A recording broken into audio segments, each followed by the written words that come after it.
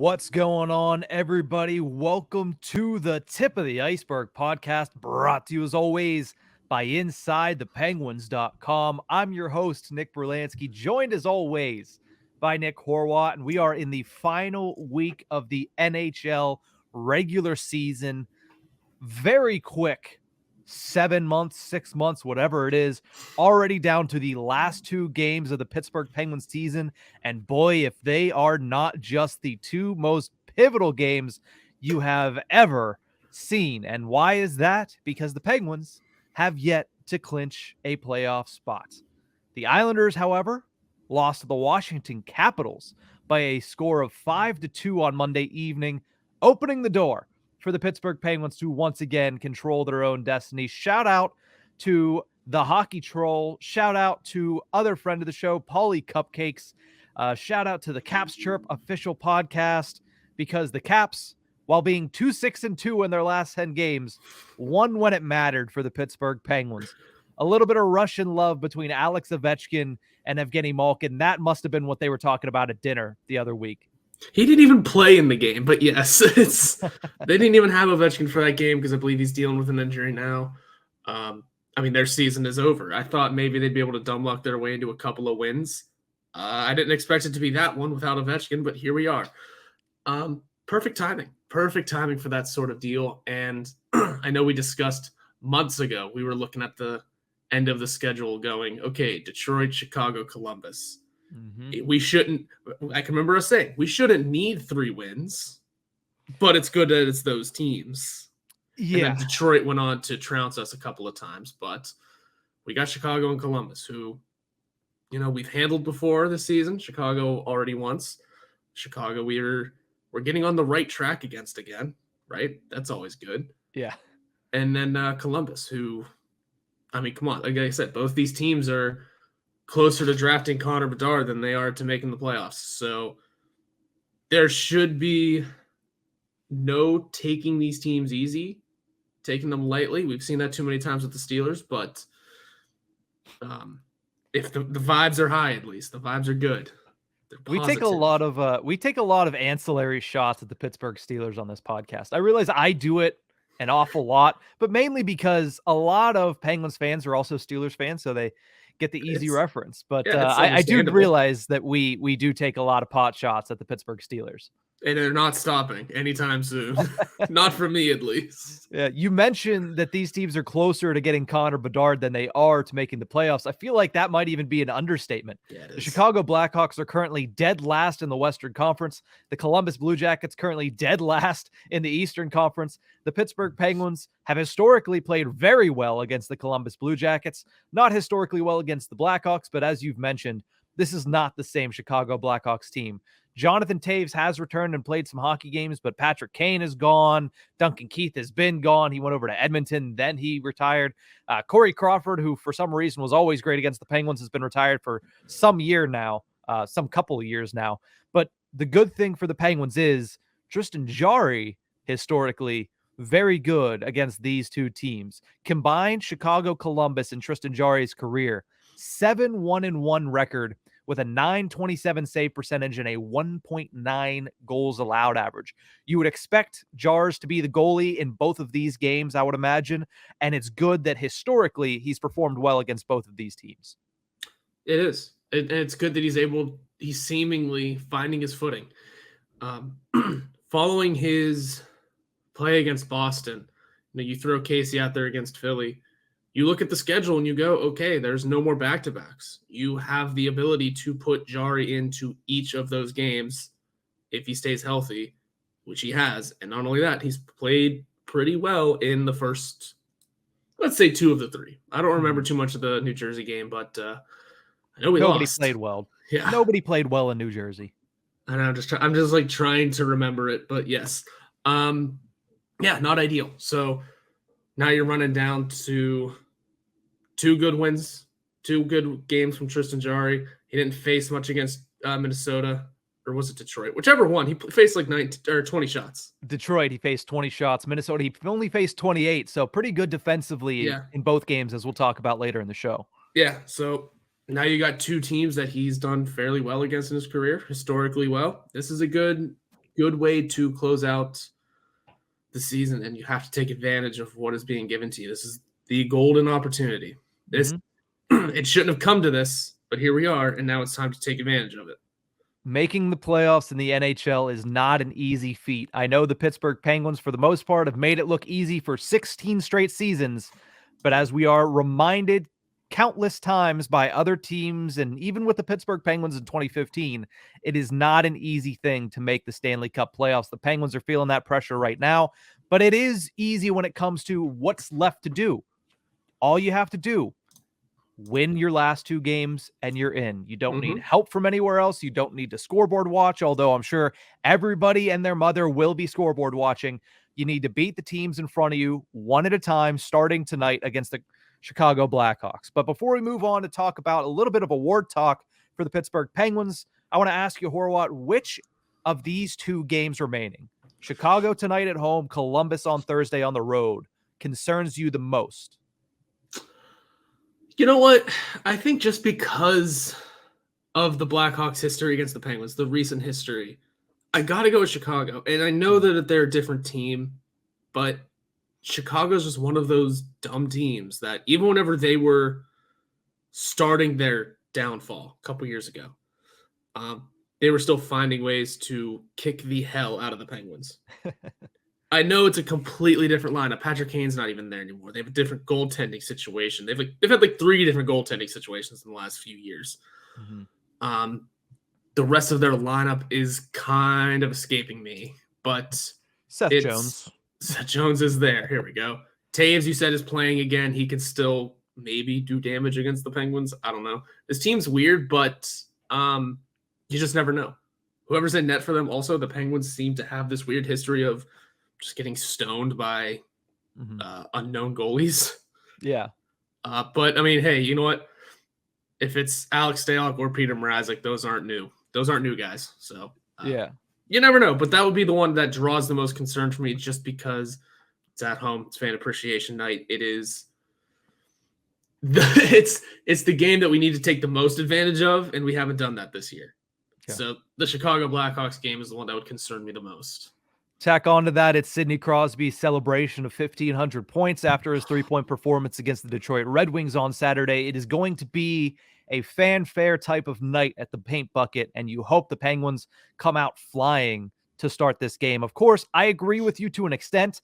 I think Chicago's always given Penguins fans and people that follow this team a little bit of hesitation because those were the 2 giants in the 2010s. And since then, the Blackhawks have fallen off, but they've still... That's history of the Blackhawks just beating the Pittsburgh Penguins, whether that be at United Center or at PPG Paints Arena. But I'm going to have to go with the Columbus Blue Jackets because tonight it is the Blackhawks. It might be Eastern bias because I really don't know much about the Blackhawks prospects. I know a lot more about the Blue Jackets, but also second night of a back-to-back for the Blackhawks. Alex Stalock went for them last night against the Minnesota Wild, a team that will beat you up when they play as the Minnesota Wild, as we well know from Thursday's game between the Penguins and the Wild. So second half of back-to-back for Chicago. It is at home. It is the last home game of the season. The Penguins just got that door opened. I think they're going to come out flying in this one. The Columbus Blue Jackets worry me a little bit more. Very young team. Very fast team with a lot of offensive skill. They don't know what they don't know because they're young, right? And I know what everybody's going to say. Listen, both of these 2 teams are tanking for Connor Bedard. Most of that work is already done. Yeah, I'm going to tell you that right now. These teams are battling for last place in the NHL, and I understand that. But let me remind you of, I wish I could remember who I heard it from, but let me remind you of a good quote that I've heard. Players do not tank. Organizations do. The guys out there on the ice are going to be trying to fight to try to make a good impression to make the team next year. There's not a lot of spots on that Columbus Blue Jackets roster that are already penciled in for next season. Line, Gaudreau, Werenski, but he's hurt, right? Maybe Roslovic already, but Kirill Marchenko. Who's the kid from Michigan that's escaping my brain? I can't remember, but whoever the kid from Michigan is that did the Michigan. Can't think of his name. Kent Johnson. Kent Johnson. Yep. That's who it is. Kent Johnson. A lot of these young players, they don't know what they don't know. They got their ears are still wet. They're trying to make an impact. They're going to go out there and try to spoil for the Pittsburgh Penguins. Luckily, it's practically going to be a home game for the Pittsburgh Penguins. Usually there's already a large Penguins contingent in Columbus for road games, but with the fact and the impact of what this game could mean, win and you're into the playoffs, lose and you're done, I expect there to be a very large percentage of Penguins fans in the stands at Nationwide Arena in Columbus on Thursday. But with that in mind, I still think that's the more difficult of the two games. I think regardless, the Penguins can't take either of these tasks easily. Yeah, you're right. They can't play down to the opponent. For what it's worth, I'm as you listed off some names there, I know that it's a lot of young guys fighting for spots in the lineup next year. The one good thing about those guys is that they have contracts into the next season. A lot of them. You mentioned Kirill Marchenko. He's good until next season at least. Johnny Gaudreau out until forever and ever. Yeah. Patrick Laine out for another couple seasons. Jack Ross for another couple seasons. Boone Jenner even a couple more seasons. One thing that I'm glancing at here is genuinely who's going to be in goal for them. I saw John Gillies, of all people, was recalled on emergency loan. That should give you nightmares. So I don't know who will be in net for Columbus come that game, but it also doesn't look like it'll be Merzlikins, so it's going to be one of those between John Gillies or Michael Hutchinson, who we play pretty well against. Yeah, Michael Hutchinson was absolutely embarrassed the last time he played the Pittsburgh Penguins. So hopefully that holds true to the next one if he is indeed in net. If it's John Gillies, then, well, we'll see how that goes. But the Pittsburgh Penguins, before they get to that game, they do need to take down the Chicago Blackhawks later tonight. Another piece of news that came out on Monday, the Penguins announced a couple of annual regular season awards. Sidney Crosby, for the 11th time in his career, named as the team's MVP. I think that comes as no surprise to anybody. And similar to Kris Letang being named the team's Masterton Trophy nominee. Anything on Crosby and Letang getting those individual awards from the Penguins? No, none of that was surprising. The team MVP, I mean, we had discussions early in the season of Crosby being among the league MVPs, and then Connor McDavid just ran away. 150 points, ridiculous, man. Yeah, it's gonna be a fun, entertaining battle for the runner-up of this year's Hart Trophy. Yeah, but there were genuine discussions that Crosby should still be among that in that talk as recently as like 2 weeks ago. It's kind of faded since, just because there's a ton of other players doing way more right now. Mm-hmm. But that being said, I mean, the genuine discussion was there for Crosby to be in the MVP race for the league. So, of course, he's going to win it for the team. And, I mean, Letang and the Masterton just go hand in hand this season, do they not? Man, you feel for the guy. Like, you got injuries upon injuries, and I forgot just how much nonsense he's gone through in his career. I know I bring it up all the time, but just throughout his career, it's been injury after tragedy after injury after tragedy, and just this season alone, it all kind of culminated into his second stroke, the passing of his father, all while having a lower body injury and coming back and still being the best damn defenseman on this team, leading in every category imaginable for the defenseman, which goes to show also how not good the defense has been this year. But Kris Letang at the age of 35, putting up 24.49 a game on average with 11 goals, 28 assists for 39 points. He's a -10, but we ignore that. And yeah. You know how we feel about plus minus. Yeah. We'll only discuss Jeff Carter's plus minuses. He is a -16. Yeah. Only when it gets egregious, and that's getting there. Would have won him a green jacket this past weekend. Ooh.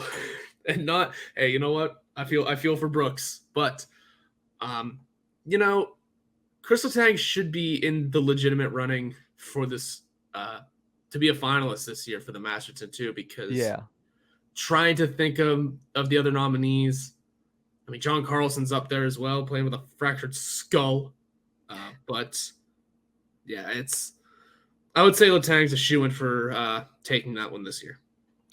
Yeah, I obviously had a Penguins to go on it about a month or two ago. I don't remember exactly how long ago it was, but he certainly deserves some recognition. And this is the least that the Pittsburgh Penguins obviously could give to Kris Letang in that manner. So I wouldn't be surprised in the least if Kris Letang walks away with the NHL's Masterton Trophy this year. He certainly deserves it. You mentioned all the lows that he had, some of the highs that he's had. Also, hit 1,000 games, man, and the way that he's went through, and you mentioned that it isn't just this season that he has been dealing with a whole bunch of stuff on and off the ice, but it has been his entire career. So to get to the 1,000th game mark in this season, in a year where it's had to be him, like there's not been very many other guys that have stepped up on the Penguins blue line. He's had to be the guy, and he hasn't been getting a whole lot of help in the back end since January 1st either from the goaltender. So I would think that it's pretty likely that Kris Letang, at the very least, gets some serious consideration for the NHL's Masterton Trophy. Does get, of course, the Pittsburgh Penguins nominee for that as well. But with that, I do think that's a great point to turn over to our Pittsburgh Penguins regular season awards. I want to start with the Norse because it's just a continuation of what we were just talking about. Yeah.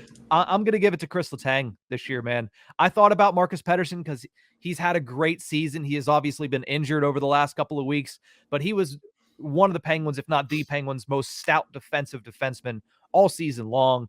But when I look at the analytical numbers, they're eerily similar between Kris Letang and Marcus Pettersson, and Letang is still Mr. Everything on top of that. So you mentioned, 39 points in 62 games. The points haven't really been raining in, but since he returned from that injury and everything that happened in late December, early January, he's really started to shoot the puck more. And, I echo the sentiments of, I believe it's Phil Bourque, that he always says, you just love to see Kris Letang shoot the puck. And you do, because when he's shooting, that means he's confident in his game. And whenever he's shooting, a lot of the times it ends up in the back of the net. Yeah, there's no other choice that it could be for the Penguins this year. You're right about Marcus Pettersson. He's had a great season. I think there may have just been some growing pains in certain spots of the lineup that kind of, pull away from being the best defenseman on the team this year. I think just pretty plain and simple, it just goes down to Kris Letang, because you look at the numbers, you look at the offensive numbers, and you said the metrics on top of playing through everything that he's done. It's incredible to see the season he's had, following up a career year. I know I predicted a second career year from him this year in terms of, of all-around game. You could argue that this was another career-defining year. Probably not his best, but you could say this was another career-defining year because it was everything that he went through and still came out on top as the top defenseman on this team. The Team Norris should absolutely go to him.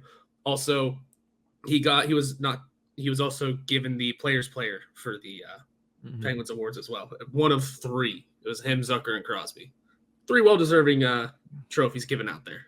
Yeah. Jason Zucker is seemingly a forgotten aspect of this entire formula that the Pittsburgh Penguins have put together this season. We might get to him in a couple seconds here. But before we do that, best newcomer for the Pittsburgh Penguins, not a lot of nominees for this one, in my eyes. There's not many people that could have won this, but I am going to give it to Ryan Poehling. He's certainly, of the new Penguins this year, has the brightest future among them. I mean, I liked Jan Ruda in spurts, but he's been injured a lot lately. He's only played, I believe, 55 games, and there has been a lot of times where I'm looking at Jan Ruda, and I think I've said it several times on the podcast that he was an unnecessary addition at points this season.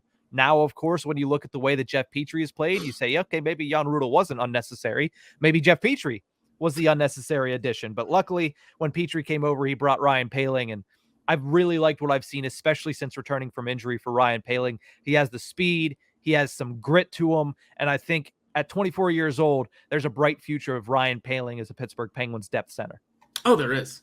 Yeah, and you look around at the other newcomers, I mean, it can only be Ryan Poehling, I think. It's, you mentioned Jan Ruda struggling with injuries. I mean, Ryan Poehling struggled with more. He's only played in 51 games and only 14 points, but you remember almost all of those 14 points, right? Yeah. That's the other thing about Ryan Poehling is that he seems to come up pretty big in important moments or really make his play known when he scores. So, yeah, I'd have to go with Ryan Poehling as well. Jeff Petrie just hasn't been what we expected. Jan Ruda started off good and just kind of has really turned into just the third-line defenseman. And there's nothing wrong with it. It's like he's a bad player, but he's had a couple of injuries that have derailed him, and just too many other mistakes that have been made along the way. Who else even is there? Josh Archibald is doing his role. He's just playing his role. Nothing much there. Yeah, he's a newcomer, but he's also a boomerang. Like the Penguins had him before too. He's a Stanley Cup champion with the Penguins. Let's not forget. Yeah, and like, would you define Drew O'Connor as a newcomer? Would you define? That's one that I thought of, because if Drew O'Connor was going to be included in my eyes, I would have probably given it to Drew O'Connor. But he's not even classified as a rookie this season because he's played 25 games previously between the two seasons. He played 22 games last year, so about a quarter of the year in Pittsburgh. So I was gonna think to try to, okay, if he still has the rookie designation, I could slide him in there, but yeah, he really doesn't. So I did rule Drew O'Connor out and went with Ryan Poehling instead. Then there's also Team Rookie of the Year, P.O. Joseph, who, again, could you consider him a newcomer? Hard to say. But just for the ease of this choice here, Ryan Poehling. Yeah, fair enough. Let's finish off our Penguins regular season awards with the Unsung Hero, Horwat. I'll let you lead off Unsung Hero. You're going to let me lead off Unsung Hero. So I wanted to say Jason Zucker, but I just feel like it's been so well known that he's had a resurgent season. I would say more. Yeah. I would say more or less he's had the turnaround year. I forget doesn't NBA have a trophy comeback for that? Player of the year? He's the comeback player of the year. Yeah. Most improved. Like, that's what he is. And there's nothing wrong with not being the unsung hero, because I got to go with the unsung hero being Rickard Rakell. Everywhere he goes in the lineup has been a success story. He's on the first line with Sidney Crosby. Well, he's playing great. He's on the second line with Evgeny Malkin. Well, he's playing great. Hey, he got a couple of games on the third line, and it worked. Wherever he goes in the lineup, he succeeds. Maybe that's because he is a good hockey player. That's simple.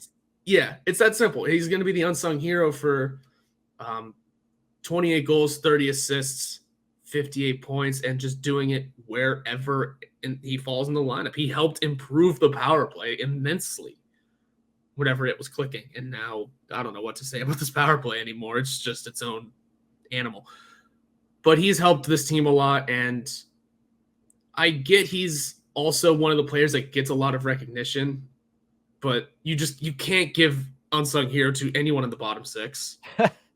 You can't really give it to most of the defensemen. P.O. Joseph's an easy choice there, and you certainly can't give it to any of the goalies. So it kind of just falls into, this is a very popular unsung hero.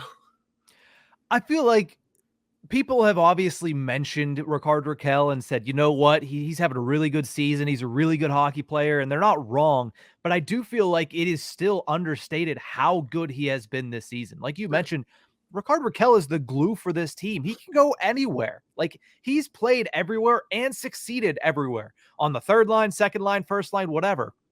You mentioned his point totals. It's his highest point total since 2018 with 58 points, and it's his highest goal total since that same season in 2018 with 28 goals. He's almost a 30-goal scorer. There's still a chance that he is a 30-goal scorer this season. So while, yes, some people are talking about Rickard Rakell and giving him the flowers that he deserves, it's still not enough for me. So I agree with you. Unsung hero, Rickard Rakell.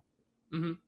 It's just impressive. I mean, like I said, Jason Zucker is another easy choice because the production has been a little less, but it's just been the comeback year. That's all that has been, you know? Yeah.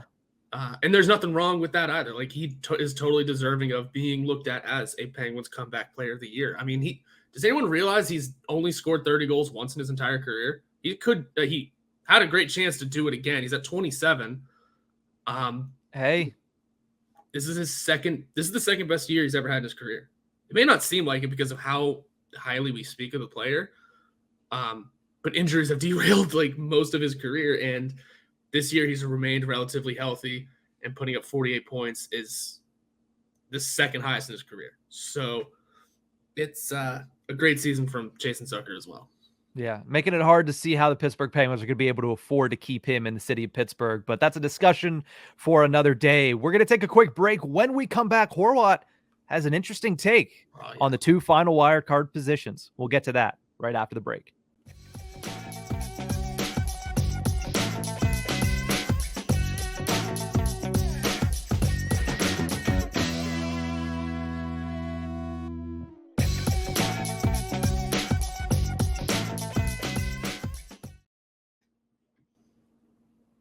Welcome back to the Tip of the Ice-Burgh podcast, brought to you as always by InsideThePenguins.com. I'm Nick Brlansky. That's Nick Horwat. And you know what, Horwat, you surprised me a little bit, because when it comes to hot takes, you're not really liberal with your hot takes. Like, you like to keep them close to the vest. Sometimes I force you to say them on camera, and I know you're like, all right, come on.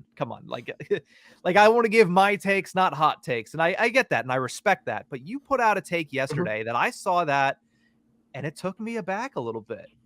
You said on Twitter yesterday that you think the Penguins and the Buffalo Sabres could take the final 2 wild card spots. You have more faith in Buffalo, or are you just feeling that Florida and New York are both going to tank out of that position? I don't know if they'll tank out of the position as much as it is. I love when a team, like everyone is talking about just 3 teams.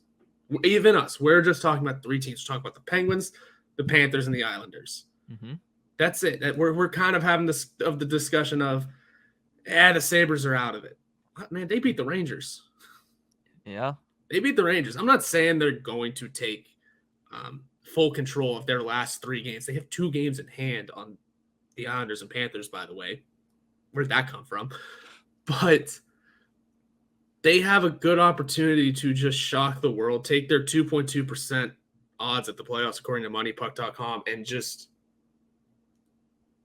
change the entire storyline of what we've been talking about. Like I said, everyone's been talking about 3 teams. How fun would it be if it was a 4th team that came out of nowhere in the literal last week of the season? And one of those stories of last week, the wild card was Florida, New York. Heading into the postseason is now Pittsburgh, Buffalo. Hello, where did that come from? Mm-hmm. I've been having my eye on Buffalo for a few weeks now, too, a few months now, because a couple months ago they were in pretty good position to go on a hot run and be in the discussion. A lot has faded since then, and I'm not even going to say Devin Levi can be the one that turns this team around, but he's a part of what could be a phenomenal story and just a ton of fun. Here for the animosity is what really that take was. Here for the watching, because it would have to involve Florida and New York just flunking out of the season. Well, yeah, they have 1 game left. They'd have to lose that in regulation, both of them, in order for Buffalo to have a chance. Well, unless Pittsburgh also loses out, in which case, But why not? Why would it would just be fun to see? Like I said, the storylines around the last 2 weeks have been these 3 teams and how the Penguins are the 1 team sitting out. Why not just have a complete change in the wild card race during the last couple days of the season, the final hours of the regular season, and oh my God, we have to change everything. It'd be hilarious. I'm just here for the chaos. I'm not gonna lie to you. I like where your head's at, because I would much rather watch the Buffalo Sabres in the Stanley Cup playoffs for the first time since 2009, 2010, around that time, maybe even earlier.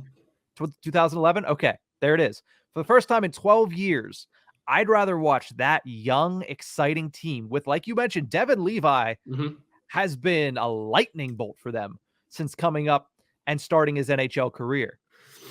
I would love to see them in over the Philadelphia Flyers. Yes, of course, but they're already eliminated.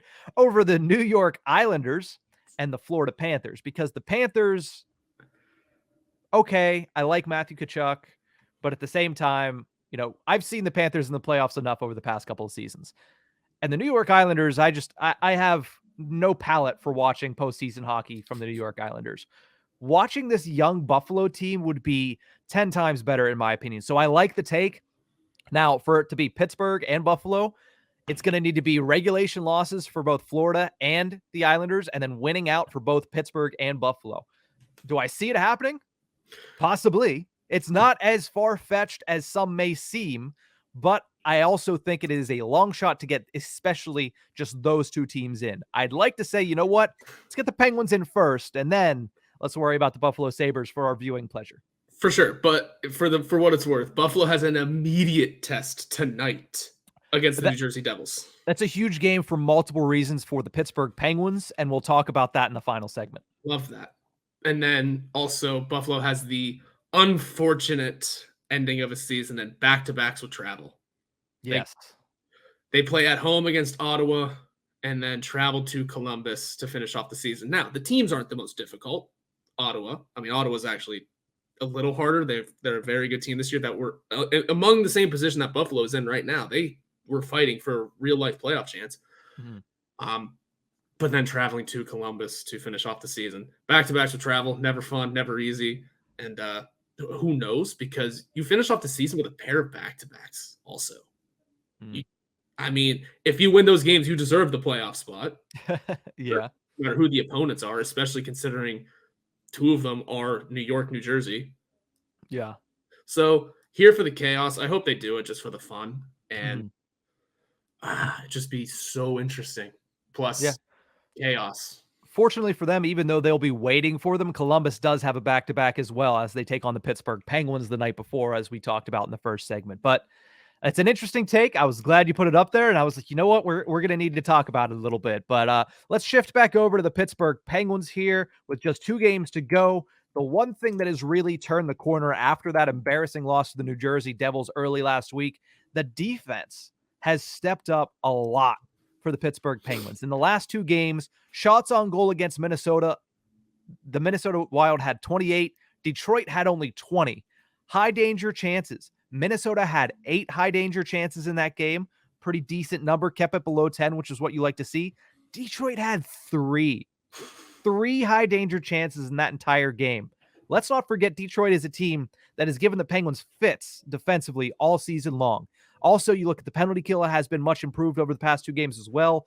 4 for 5 against Minnesota, the only goal coming on a 5-on-3 opportunity, which banked off of Brian Dumoulin's skate and barely made it into the net, and then 3 for 3 effort against the Detroit Red Wings.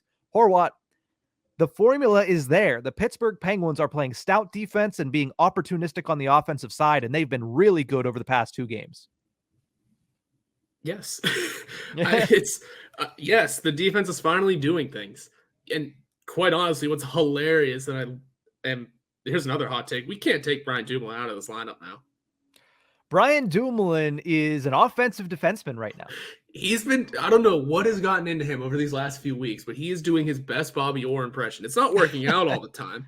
Every time I see him carry the puck in, I go, why is it always Brian Dumoulin? But then there's those off occasions where it's, oh, he's stepping up. Oh, he's making a play. Oh, we scored. What? Where has this career year in offensive numbers for Brian Dumoulin? Are the defensive numbers there? No. Not one bit. I'm going to tell you, though, there have been some little stretches where you've seen glimpses of the old Dumoulin. He's just not able to keep that up consistently at this point in his career. Yeah, it's just astonishing that he's able to do the things he's done at the end of this season. It's been quite the run, and I think he's been a huge linchpin for a lot of this defense. There are still times where you just see Dumoulin, oh, look, he's just gliding across the ice on his chest again. I don't know also why Mike Vellucci all of us decided this season to go, all right, every defenseman on the penalty kill, just get down to the ice and start sliding. That's how we're going to stop. Yeah, everything. Penguins do that an awful lot, and I just get mad because other teams scout that very easily. It's when they go down, wait them out because they're just going to slide out of the picture. Yeah, you're playing on ice, guys. Sliding right out of the... Yeah, so aside from that, this defense has looked really good recently. You mentioned those numbers of only 3 high danger chances. Hey, man, if we can, like I kept saying, like when Ron Hextall says they like this team on paper, we scoff at it, we laugh at it. If he was to say we like this defense on paper, I go, you're right, because so do I. On paper, the defense gives me more hope than the rest of the team on paper because you have Letang, you have the season that Pettersson has been having, you have an extremely confident P.O. Joseph who hasn't been the same player as of late, but we saw what he could be earlier this season. Jan Ruda was pretty solid earlier in the season, and then Jeff Petrie just hasn't been there, but might still have something. On paper, the defense outshines the rest of the team on paper. Now, again, things need to be put together, but I said this all season, and I mean, at this point, I look like an ass, but if this defense can put it all together, it can be something solid. And it's getting there at a little late, but the right time. On paper, the defense is okay in my eyes. Like, I understand they've been playing very well, and that's why we're talking about it. They're okay on paper. Realistically, Jeff Petrie, if he played up to his standard where he should be playing or where he's expected to play, where his price tag is saying he's going to play, then on paper, it's much better. Jeff Petrie is miles away from where he is on paper, his actual performance. But I will say on paper, certainly a more trustworthy unit than the Penguins' bottom six. Certainly a more trustworthy unit on paper than what we've seen from Casey DeSmith as a starter in net. So I'll give you that, but also, for the longest time, they haven't performed like they did on paper. Brian Dumoulin, for the longest time, was not. Brian Dumoulin is doing some things we've never seen him do in the offensive zone. But he's also, at times, playing very well defensively. Now, he's never going to be the defenseman that he used to be, and he is still going to have those moments where you just look at him and say, why is it every time we allow a goal, Brian Dumoulin is always right there missing an assignment? Because he does. He misses his assignments. He's not the defenseman he used to be, but he is still showing that he's able to evolve his game a little bit. He's trying to aid in other areas, which is something that we commend all players for once they get older, and it seems like he's trying to do at the same time. If him and Letang can work together and become an above average unit, that's never going to be an elite unit like it used to be. If it can become an above average unit for the rest of this season, then he has done his job. Not enough to bring him back in my eyes, but he has done his job, and that's what you ask for. Jan Ruda is another guy I wanted to discuss really quickly. A lot of people were bashing on Ruda for a good reason. Right before he was injured, he had struggled. Then he got injured, came back for a few weeks, was injured again. So it's been a rough second half of the season for Jan Ruda. Very small sample size, 2 games, 46% of the shot attempts, which is not phenomenal, but 71% of the expected goals, 68% of the scoring chances for. As a third pairing defenseman, I like what I'm seeing from Jan Ruda since he returned. I'm also liking the fact that Mark Friedman is staying in the lineup over Chad Ruhwedel. I think that was a decision that not enough people mentioned, not enough people highlighted, because normally Chad Ruhwedel goes in above Mark Friedman 9 times out of 10, twice on Sunday, definitely in the morning skate as well. But Mark Friedman stays in, and I agree with that decision by Mike Sullivan, by Todd Reardon, because I think they're very similar players, Friedman and Ruhwedel, but I also think that Friedman brings a level of aggravation to opponents that Ruhwedel just doesn't bring, and also a level of physicality that Ruhwedel just doesn't bring. So the decision to keep Friedman in and the performance of Ruda as a third pairing has also been very, very key to the Pittsburgh Penguins defensive structure over the past 2 games. It has been. And now, not to immediately rain on your parade, but it's with Dmitry Kulikov probably coming back today. Yeah. There's a wrench thrown into the entire situation because I really hate that move. Oh, yeah, it was beyond stupid. Good. We got out from Brock McGinn. You didn't have to take back another defenseman to throw another branch into this logjam. You could take one back, but you don't have to play him. But guess what we're going to? You could have taken a minor league defenseman. You could have taken this. You could have taken that. No. Not only that, Ron Hextall said he didn't plan on moving out a defenseman. Anyway, so not to immediately rain on your parade, but who knows what happens with Mark Friedman in the matter of a couple of hours. Yeah.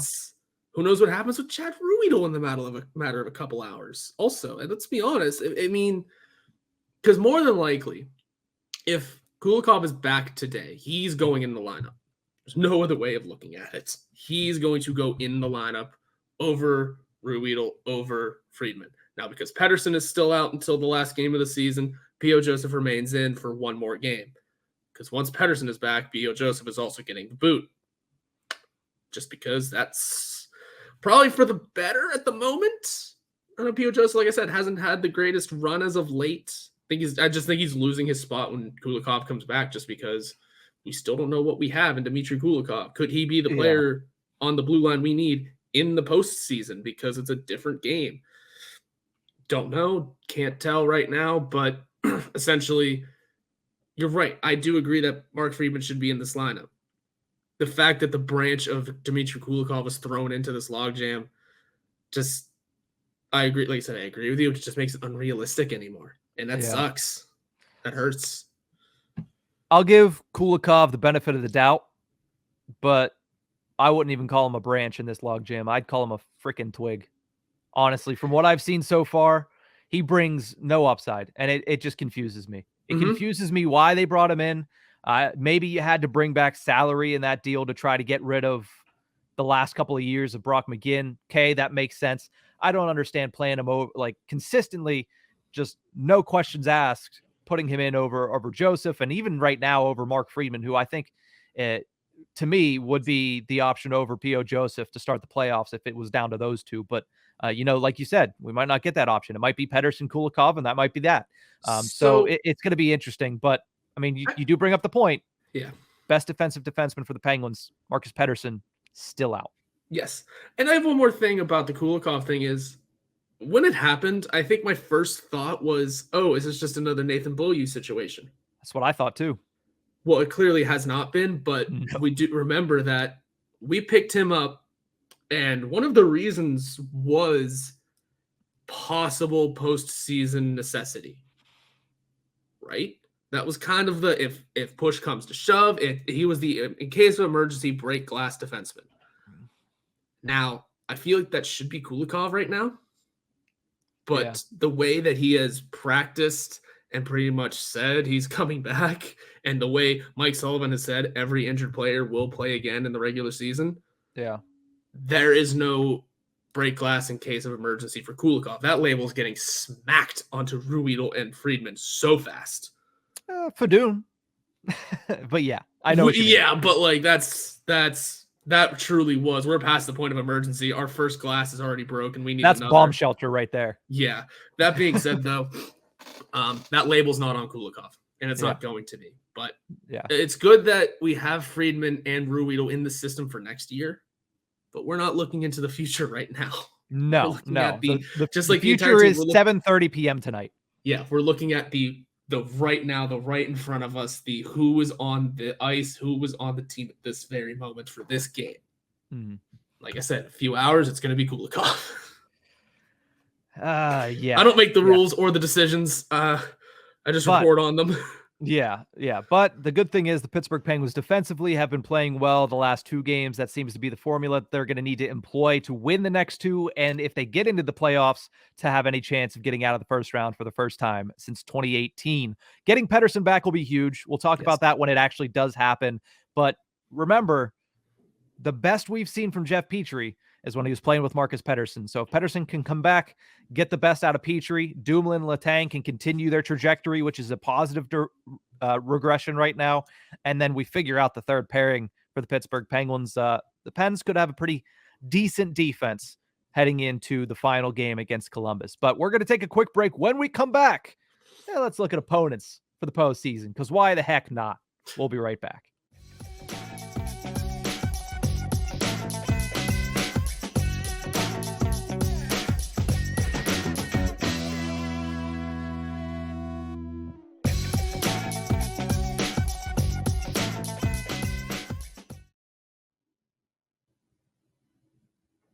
Welcome back to the Tip of the Ice-Burgh podcast, brought to you as always by InsideThePenguins.com.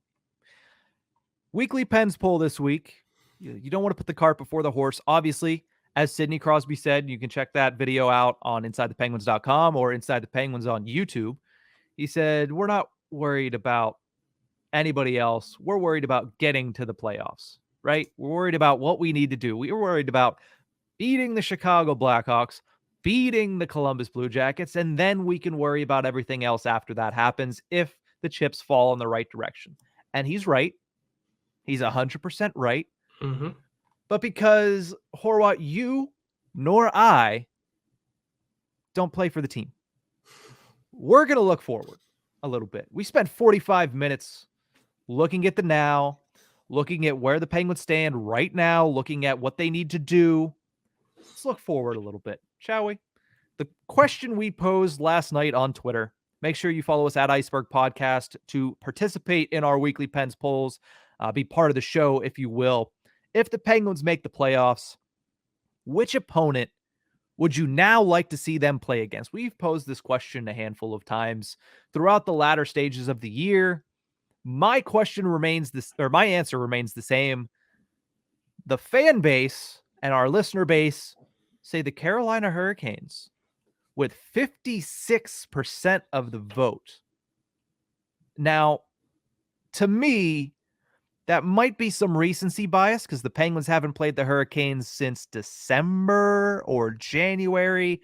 It's been a while, but they have seen the Penguins play the Boston Bruins, who just broke the record for most wins in a regular season.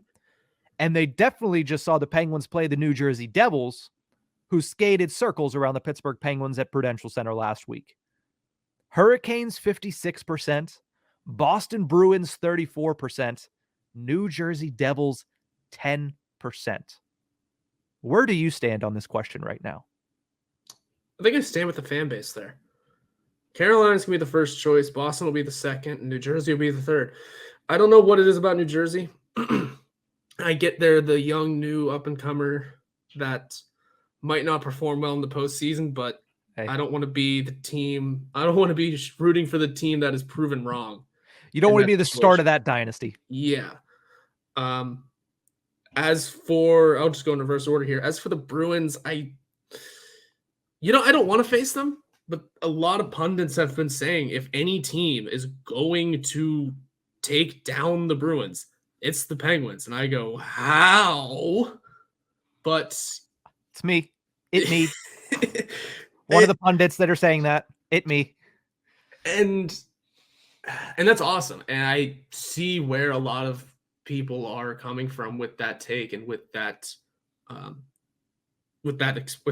comment. I also look at it as I believe in it too, because these President's Trophy teams, they're just not the same in the postseason. There's something about it, especially the record. I mean, you got to figure the Bruins are breaking a record that was tied by the Lightning a handful of years ago, and they got swept by a team that had never won a playoff series in their franchise's history. Yeah. So, I mean, this isn't me saying the Penguins are going to go out and sweep the Bruins, but this is me saying that I could see where everybody is coming from with that. I still don't want to give it the chance. Let someone else take care of that garbage. But that's my second choice. And my first choice just comes down to the Hurricanes because we've played them close every game. I mean, hell, we've played the Bruins close every game too, but we've played the Hurricanes close in every game. A couple of moves this way or that way, a couple of plays that fall in a different direction, and we have a completely different, first of all, spot in the playoffs, but also a completely different conversation about the Hurricanes, right? We look at it differently because we've been able to keep up with them, and now it's a matter of keeping up and getting that one over on them, getting two over on them, maybe getting four over on them. Won't be easy. They're down Svechnikov, which is a boost for any opponent against them. Yeah. Who knows what happens with that goaltending? I know they have three options, but I mean, you mentioned, you always mention something about Freddie Anderson, where he's always injured at this time of year. Who else are they riding with? Is it Uranta and Pyotr Kochetkov is the third right now? Aside from Kochetkov, I think Ranta's a beatable goalie. I don't know his numbers this year. I'm sure they're great just because I said he's a beatable goalie. If you remember, the Penguins absolutely throttled Antti Raanta in the first round series of 2016 when he played for the New York Rangers. When he was Lundqvist's backup. Yeah, he came in for Lundqvist and the Penguins just torched him. Different situation. But yes, it's the mind game is there then. So I would say that's my choice. By God, we need to put a magnet on Jordan Staal. Yeah. The Pittsburgh Penguins do not do well with big bodies in front of the net. Anders Lee, Jordan Staal, Pat Maroon has had some success against the Pittsburgh Penguins. There's another name that Chris Kreider always has success against the Penguins. Big body, down in front, seems to always score goals there, right? So the Penguins aren't great in that scenario. And Jordan Staal, especially this season, has just victimized the Pittsburgh Penguins on a couple of occasions. And like you mentioned, yeah, the Penguins have played the Hurricanes tough. They played the Bruins tough as well. 2 third-period blown leads against the Hurricanes in the latter stages of the game. Otherwise, it's 2-2. The narrative is probably very different, but Andrei Svechnikov going down was a massive blow. Let's not forget, they were supposed to have Max Pacioretty this season. They've only had him for 2 games before he blew out his Achilles once again. Such an unfortunate situation for him. But my heart and my mind is still with the fact that the Penguins match up best against the Boston Bruins. They really do. Both teams play about the same speed, the same style. The only difference to me is the Boston Bruins have superior goaltending and the Boston Bruins have superior depth.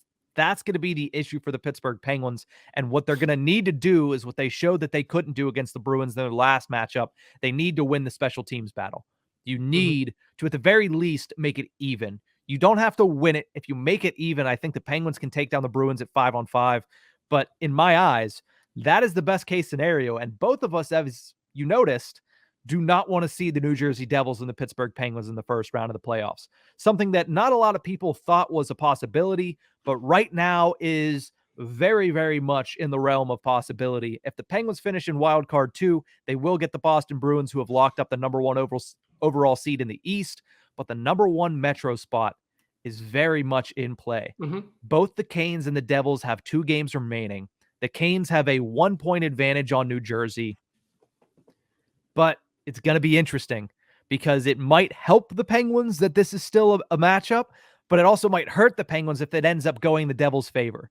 Because if the Devils can push the Canes to the brink, which means either both teams lose tonight or both teams win tonight, the Canes will need to beat the Florida Panthers to win the division, which is always going to be a good thing for the Penguins. But you do run the risk that the Devils end up winning the division, the team that you definitely don't want the Penguins to see in the first round. It's a big game tonight. Devils, Buffalo. If the Sabres win, then, the Devils will fall out of that, and it doesn't push the Canes as hard against Florida. But if the Devils win, Buffalo falls out to basically 0% chance of making the playoffs, and the Penguins win and Buffalo loses, they get eliminated. And then it does push the Canes, but you're running the risk of the Devils. It's 4 days remain in the NHL regular season. So much can change still in the Eastern Conference wildcard race. You know what's really gross? That had the Rangers won last night, they'd be in real contention to also take the Metro. Just putting that one out there for you. There's a little evil that we avoided. Imagine that one. Imagine how annoyed everybody would be. Yeah, that's the thing about the NHL's playoff thing, and we're not. Oh, is it terrible? But it creates too many recurring matchups. Like, it was fun when it was, hey, 3 years in a row, Caps, Pens, and the winner always went to the final. But now it's, how many times do we need to see Boston versus Toronto before we say, yeah, enough is enough of that? Like, this is the second straight year that we're going to get Toronto-Tampa, which it was a great series last year. It'll be a great series this year, but we'll probably see it again next year. And at that point, it's like, all right, well, I think we've had enough of this. Yeah, your marquee matchup shouldn't be the second round. Whenever you're mentioning the Penguins, Capitals 3 years in a row, that shouldn't be your second round matchup. Is that? It's your second round. That should be Eastern Conference Final stuff. Well, I will say all 3 years there was a very good Eastern Conference Finals. I believe all 3 went to 7. Oh wait, no, Pens, Lightning 7, Pens, Senators 7, and then Capitals, Lightning went 7 as well. Okay, yeah, it's still though, but it's not your marquee. Here are the teams, because it's always, I'm thinking of every Pens Cup run since in the Crosby era. All right, they take the Capitals on in the second round. Great matchup, the great young rivalry in the league. All right, now the Penguins win, and they're going to take on the Carolina Hurricanes. Now they're in the same division now, but back then it was, oh, that's the team? That's the team. Swept. And 16 it was, like you mentioned, the Lightning, who, again, good. These aren't bad matchups, but they're not marquee matchups for the casual fan or the outsider fan looking in to say, that's a rivalry that I'm aware of. Those are two good teams, not going to draw the eyes. I'm getting into semantics at this point. We don't need to continue, but you get what I'm saying. It's the Penguins Capitals games, or even the Penguins Flyers games whenever they were good, should have been the Eastern Conference Final. There should have been a trophy handed out at the end of those series. Yeah. Anyway, that was peak. That was peak Stanley Cup playoff hockey. Yeah, of every single one of those playoffs, that was the series. And then obviously the finals, but the finals in all three of those seasons to me were underwhelming. Obviously, that's fair. Exciting for the Penguins to win, but 6 games, did we ever really feel like after game 1 that San Jose had a shot? Nashville maybe more so, but that still ended in 6 games. And then the Capitals just absolutely blew the doors off the Vegas Golden Knights. Yeah, trounced them. So the NHL has an issue there. I didn't, when I said it, I was like, yeah, we'll just mention it for a second. Well, obviously we do 4 minutes on because you can't just sit there and leave it. You can't leave that alone there. But Gary needs to know what we think. That's why. Yeah, because Gary listens to the show. But if he does, subscribe on both Apple Podcasts, Spotify, wherever you get your podcasts from. Also subscribe to us on YouTube. Make sure you hit the notification button to know when new videos come up, because we have new content coming out every single day, even into the off season, which we hope isn't for a month or two down the line. But that's going to do it for this episode of the Tip of the Ice-Burgh podcast. Thank you guys so much for tuning in. We'll see you guys next time.